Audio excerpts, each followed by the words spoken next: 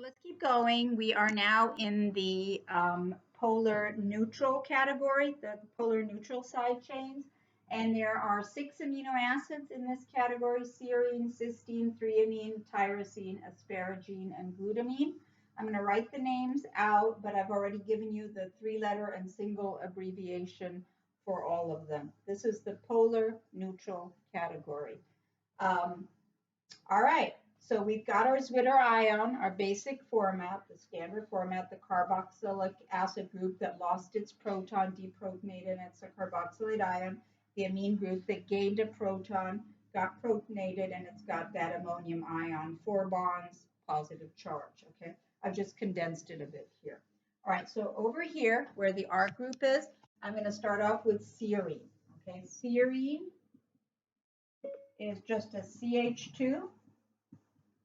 OH. Sorry, I couldn't quite hear you. Are Could you please repeat serious? what you said? Oh, Siri is upset with me because I said serine, and so it's talking. All right, so serine is a CH2OH. That's serine. You can see why it's in the polar neutral category, because this can potentially hydrogen bond. So it's considered polar. And the reason it's neutral is that there's no charge here. It's not acidic, it's not basic. This is acidic, this is basic, this over here is neutral. So we're focusing on the side chains when we're talking about the categories. So that's serine. We're done with that. Cysteine looks very similar to serine, but instead of an OH, it has an SH. Okay? Cysteine can do some really cool things like disulfide bonds. We're going to talk about that in a little bit when we're talking about tertiary protein structure. But cysteine, the spelling for it is this. Notice it's got a sulfur, just like methionine. So methionine and cysteine are the only 2 out of the 20 standard amino acids that contain a sulfur. They contain the carbons, hydrogens, nitrogens, oxygens, just like the rest, but they're unique because they contain that sulfur. And this is cysteine, okay? 3-letter, single letter. All right, next one is threonine, this one. Threonine. Let's draw out threonine. Threonine looks similar to serine, but it's got 2 carbons and an OH, all right? So it's got, think of serine as a methanol, and then threonine as basically an ethanol. It's got the 2 carbons with the OH, all right? There we go, polar neutral threonine. 3-letter, single letter, full name. Tyrosine, which happens to be my favorite amino acid because I did a lot of my PhD research on an enzyme called tyrosine kinase, which is an enzyme that adds a phosphate group onto tyrosine. We'll talk about that maybe when we get into the enzyme chapter. But tyrosine is a CH2. It looks like phenylalanine, except it has a phenol group, not a phenyl. Remember, phenol was benzene ring with an OH? So this is tyrosine. We didn't give it a T because we've already used the T with threonine. This is tyrosine. They've given it single letter Y. How do you spell tyrosine? This is tyrosine. Okay? All right. Almost done with the polar neutral. We now have asparagine and glutamine. Going. I hope you guys can't hear it. But this one is asparagine. I bet you can hear it. Sorry about that. Asparagine is ASN. And the single letter is an N. Why is it an N? Because we already used an A for alanine, remember?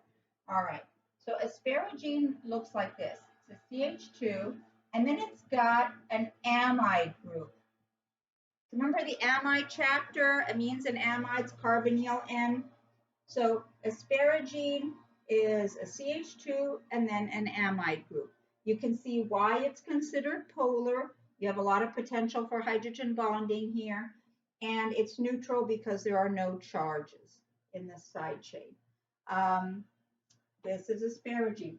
Glutamine, this is this one over here. You write glutamine. Glutamine. Glutamine looks just like asparagine, except it has an extra CH2. So I'm just going to not redraw it. I'm just going to add a CH2 over here. So glutamine is CH2, CH2, and then an amide group. Again, you can see why it's considered polar neutral. Polar because there's potential for hydrogen bonding here. Neutral because there's no charge. All right. So that does it for the polar neutral, and now we're ready to move on to the polar acidic. The term polar acidic means that the side chain has an acid group, a carboxyl group, okay?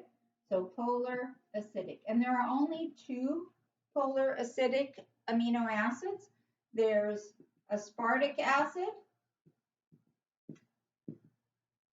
which is ASP, and they do it as a D for aspartic acid.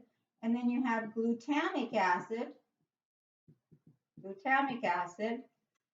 GLU, not to be confused with glutamine, which is GLN, glutamic acid, and it's got a single letter of an E. All right, so let me show you what those two guys look like. Aspartic acid is just a CH2 and then a carboxylic acid group.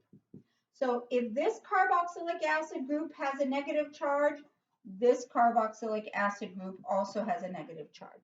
If this carboxylic acid group has an H, this would also have an H. So this side chain, just let it mimic this one. Make your life a little easier, all right?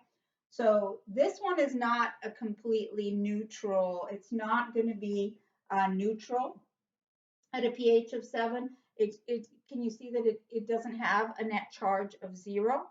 It has a net charge of -1, all right? So this is a polar acidic amino acid. This is the way you would draw it at a pH of 7.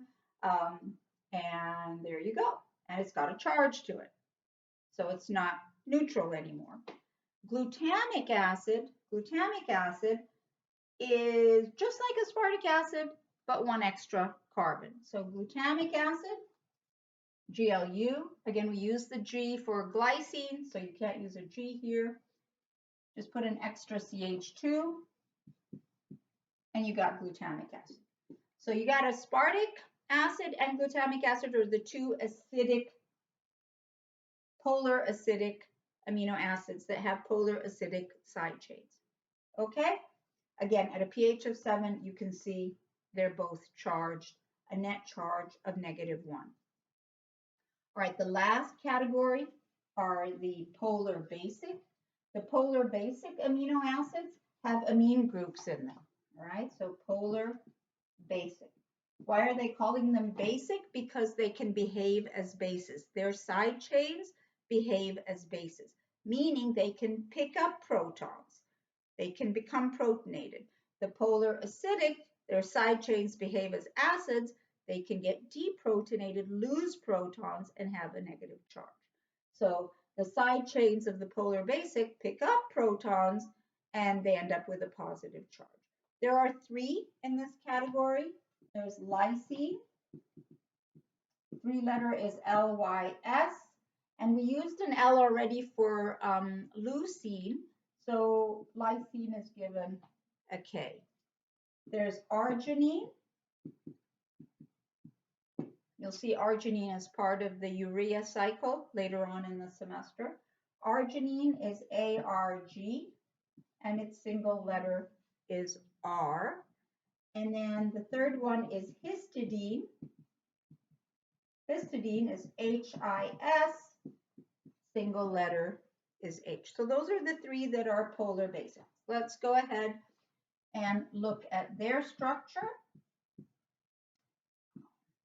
All right, This is our general formula here for the basic stuff that we've been doing. All right, lysine is just 4 CH2s and then an amine group. But the amine group is going to look like this. So if this is positive, this is going to be positive. So we're going to do an NH3 plus. All right, so this mimics this. Again, I'm oversimplifying, but that's all you need for this intro biochem course. So can you see that the polar basic at this neutral pH, at pH of 7, actually have an overall charge? If they're not net charge of 0, these two cancel out, but then they have a positive charge. Arginine is a little more complicated. Arginine has 3 CH2s. Okay, let me tilt this a bit so you can see it.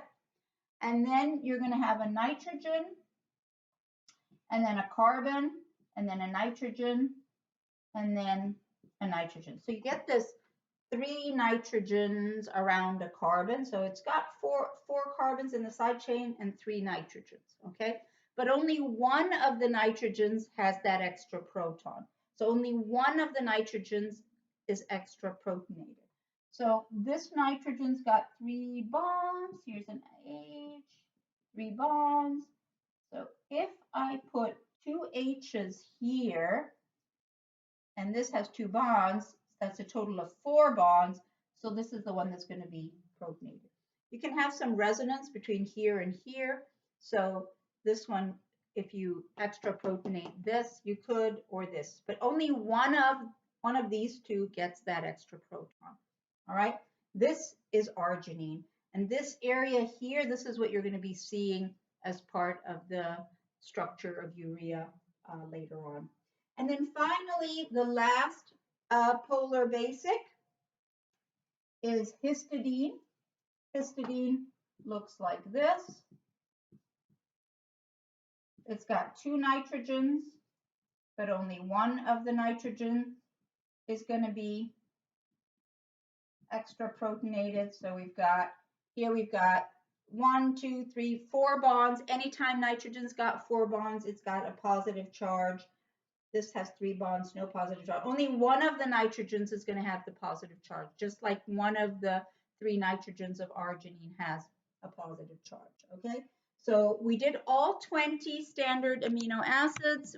I showed you which ones are the polar neutral, which ones are polar acidic, which ones are polar basic, and also which ones are the non-polar, all right? So we're going to start to put them together to create some peptides in the next video.